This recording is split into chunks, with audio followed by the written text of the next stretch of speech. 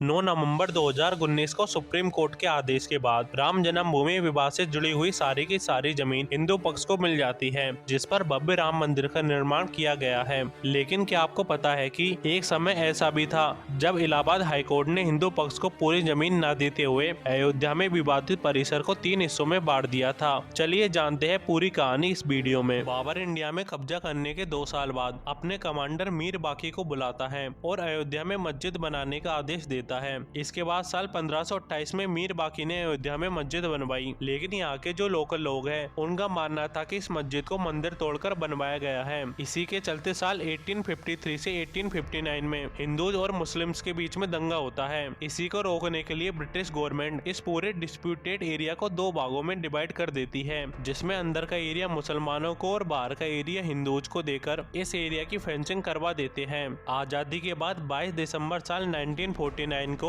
मस्जिद के मेन हिस्से में रात के समय रामलला की मूर्ति रख दी जाती है, जिससे अगले दिन बहुत सारे हिंदूज की लाइन लग जाती है दर्शन करने के लिए। इस पूरी सिचुएशन को कंट्रोल करने के लिए गवर्नमेंट पूरे एरिया को क्लोज कर देती है। गवर्नमेंट के बैन को हटाने के लिए दोनों पक्ष कोर्ट में केस करते हैं, जिसके रिजल्ट में 1986 में फैजाबाद कोर्ट ने हिंदूज को पूजा करने की परमिशन दे दी। इससे नाराज होकर मुसलमानों ने अपनी खुद की कमेटी बनाई, बाबरी मस्जिद एक्शन कमेटी। इसके बाद 1989 में एक और केस फाइल किया गया रामलला विराजमान के नाम से। इन्हें भी पूरे एरिया पर मालिकाना हक चाहिए था। इसके बाद 6 दिसंबर 1992 को हजारों की संख्या में कर सेवकों ने अयोध्या पहुंचकर बाबरी मस्जिद को ढाकर वहां पर एक अस्थायी मंदिर बना दिया। इस घटना के बाद अयोध्या में ही नहीं बल्कि पूरे भारत में दंगे होते हैं, जिसमें 2000 से ज्यादा लोगों की जान चली जाती है और खरबों रुपए की संपत्ति बर्बाद हो जाती है। इसके बाद अप्रैल 2002 में इस एरिया का मालिकाना हक डिसाइड करने के लिए इलाहाबाद हाईकोर्ट ने 3 जजों की एक बेंच बनाई, जिसमें ये 3 जज होते हैं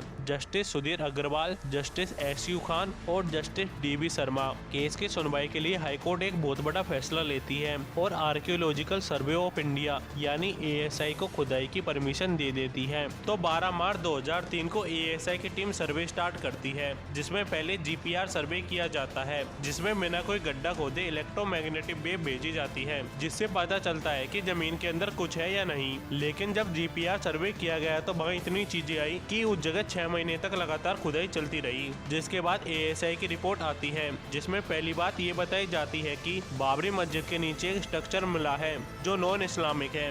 दूसरी चीज ये बोली जाती है कि हम ये तो नहीं बता सकते कि बाबरी मस्जिद राम मंदिर को तोड़कर बनाई गई है या नहीं, लेकिन हम यह जरूर बता सकते हैं कि बाबरी मस्जिद को किसी समतल जमीन पर नहीं बनाया गया। और तीसरी चीज ASI ये बोलती है कि खुदाई में कुछ ऐसे ढांचे मिले हैं जिससे ऐसा लगता है कि पहले यहाँ कोई प्राचीन मंदिर था। सारे सबूतों और गवाहों को सुनने के बाद इलाहाबाद हाईकोर्ट के लखनऊ बेंच ने 20 सितंबर 2010 को एक बहुत ही कंट्रोवर्शियल जजमेंट पास किया, जिसमें कोर्ट ने विवादित जमीन को 3 हिस्सों में बांटने का आदेश दिया, जिसमें राम मूर्ति वाला एरिया रामलला विराजमान को दिया गया, सीता रसोई भंडारा और राम चबूतरा निर्मोही अखाड़ा को दिया गया और बचा हुआ सारा एरिया सुन्नी वक्फ बोर्ड को दे दिया गया। यह फैसला जस्टिस AU खान, सुधीर अग्रवाल और DB शर्मा ने दिया, लेकिन जस्टिस DB शर्मा इस फैसले के खिलाफ थे। उनका मानना था कि यह जगह भगवान श्री राम की जन्मस्थली है। यहाँ मस्जिद का निर्माण मंदिर को तोड़कर बाबर ने करवाया था, ऐसे में इसके बंटवारे का कोई तुक नहीं बनता। यह पूरी जमीन हिंदूज को दे दी जानी चाहिए। इस फैसले से कोई भी पक्ष पूरी तरह से संतुष्ट नहीं था। बाद में इस फैसले को सुप्रीम कोर्ट ने गलत बताते हुए पूरी की पूरी विवादित जमीन को हिंदू पक्ष को मंदिर बनाने के लिए दे दिया और मुस्लिम पक्ष को इस जमीन से दुगनी जमीन यानी 5 एकड़ जमीन अयोध्या में ही दूसरी जगह दे दी। ऐसे और इन्फॉर्मेटिव वीडियो देखने के लिए प्लीज हमारे चैनल को लाइक, शेयर एंड सब्सक्राइब करें।